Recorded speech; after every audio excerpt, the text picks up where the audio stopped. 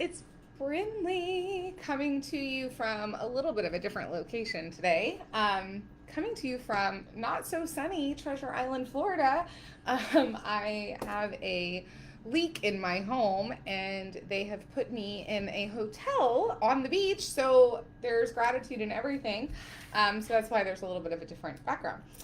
So tonight's topic, and some of you, if you know the quote, know that I reversed it.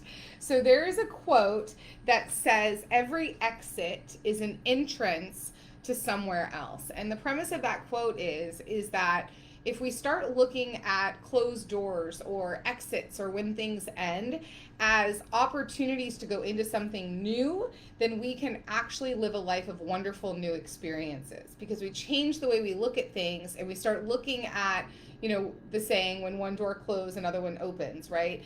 Yet instead of looking at it as a closed door, just look at it as an open door onto the next. And then I reversed it because I also think there's a flip side to this. I also believe that every entrance is also an exit. And what I mean by that is the door you came in, you can also walk out of. And sometimes, have you ever heard the saying, don't let the door hit ya? Sometimes we need to walk out the same entrance that we came in because it's time to move on.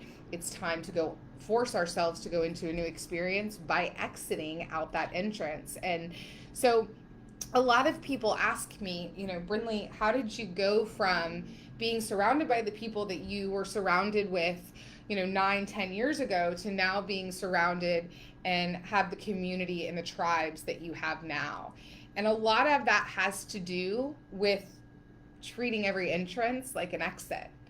And there were certain relationships that I had to make really tough decisions about and say, these aren't the type of people I want to surround myself with. We don't think alike. We don't have a lot of the same things in common. And it's time for me to go seek out the people that do have the things that I want, that think the way that I want to think, that act the way I want to act.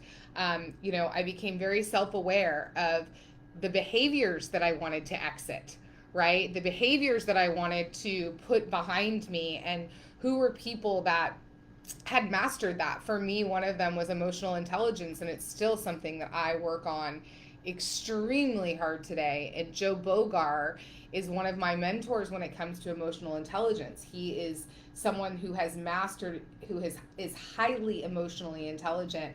Lance Loken was another big one for me in those areas. And so getting into relationship with those people that could help move me forward with those things rather than staying in relationship with people that didn't. So there's a saying, if you hang around the barbershop, you're eventually going to get a haircut. If you hang around certain people, you're going to start to become them.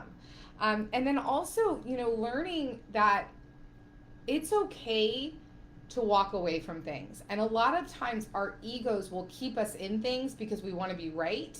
We are afraid of what people will say. We're afraid of the way we will be judged. We're afraid of what they'll talk about us. Yet, if it's not giving us energy, if it's not serving our purpose, all we're doing is wasting time creating the inevitable. Because if it's not meant to be, it's going to end. The exit is going to happen. It's just, do you want to be the reason that you exit, or do you want something else to cause you to exit? And what I have found in my experience is that something causing me to exit is a lot more painful than me deciding to exit. And so when we talk about entrance and exit, going back, the first is that every exit is an entrance to something better. And if you start looking at it that way, you can have a life full of wonderful experiences, because you'll be able to look back, bless the previous experience, take the memories that you've learned from, or it served you, and then take the lessons that you've learned to go on and make the next experience so much better. And then on the flip side, if you reverse the quote, remember that every entrance is also an exit. You can walk out of a relationship, you can walk out of a situation, you can walk out of a conversation the same way and in the same entrance that you came into. You just have to decide, do I want to be happy or do I want to be right? I want to be both, yet when push comes to shove, I can't be usually. I have to choose one, and I choose to be happy. And sometimes that means putting my ego on the shelf, not caring what other people are going to say, not caring about what other people think, but walking away because that's going to serve my purpose. And I'm human. I make mistakes. Sometimes I don't exit the most gracefully, right? Yet I learn each time how to exit faster, therefore how I can exit at a higher level of grace and class that I want to exit with. So I hope this was helpful. If you have any questions or you want to talk about it, reach out. Talk to you guys soon. Bye.